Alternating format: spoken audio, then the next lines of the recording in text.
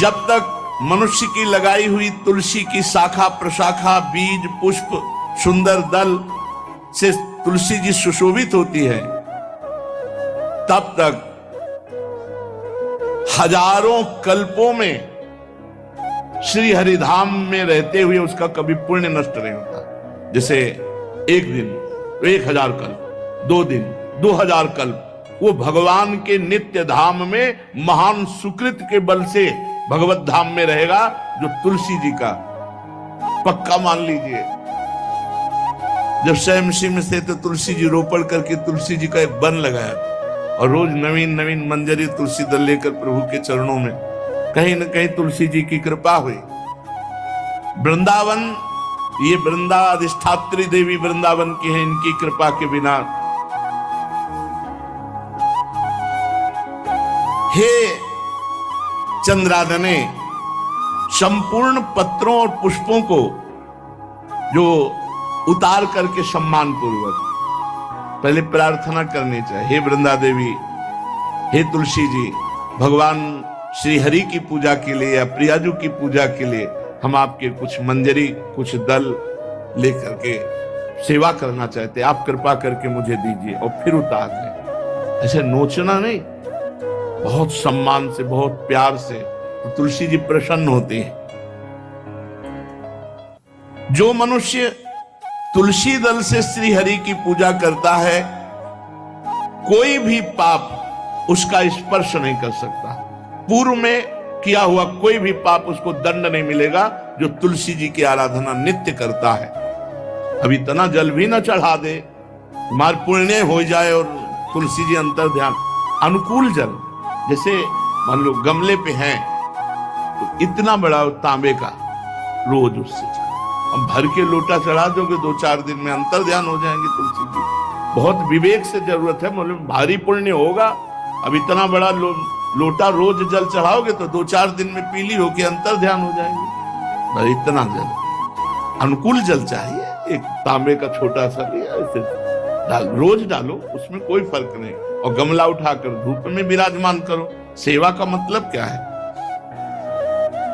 जो तुलसी जी को जल अर्पित करके तुलसी जी की सेवा करता है, हरि चिंतन करता, कभी कोई पाप उसका स्पर्श नहीं कर सकता। 100 भार सोना, 400 भार चांदी,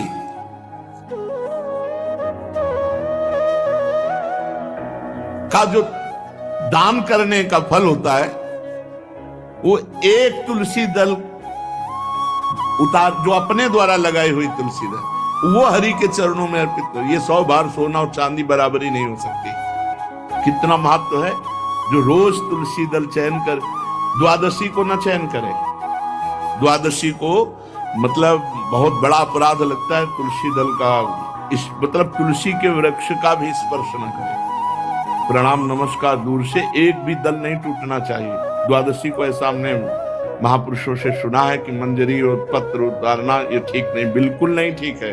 ब्रह्म हत्या का फल लगता है, अगर जो पाप लगता है अगर कोई द्वादशी को तुलसी चयन, बहुत सावधानी से।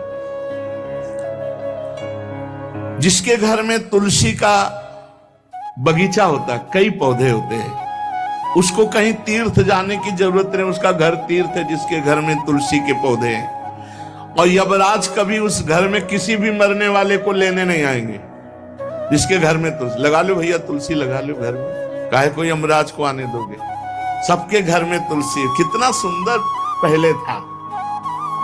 घर में आंगन होते थे, आंगन में एक बहुत बड़ा, और फिर उसमें तुलसी जी, और फिर उसमें 2-4 नर्मदेश्वर और शालिग्राम ऐसे, और फिर घर का हर व्यक्ति जल चढ़ाना, प्रणाम करना, नमस्कार करना, 4 पर। कितनी पवित्र पद्धतियां हमारी थी।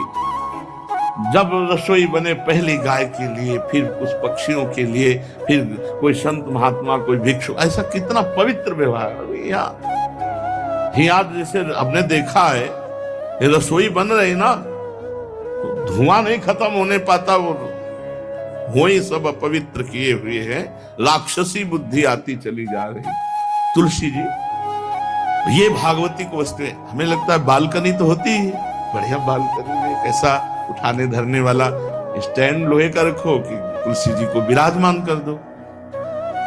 जिसके घर में तुलसी जी विराजमान होती है उसके घर में यमराज कभी नहीं जाते। जो तुलसी जी का सेवन करता है उसकी सारी कामनाएं तुलसी जी पूर्ण कर देती है।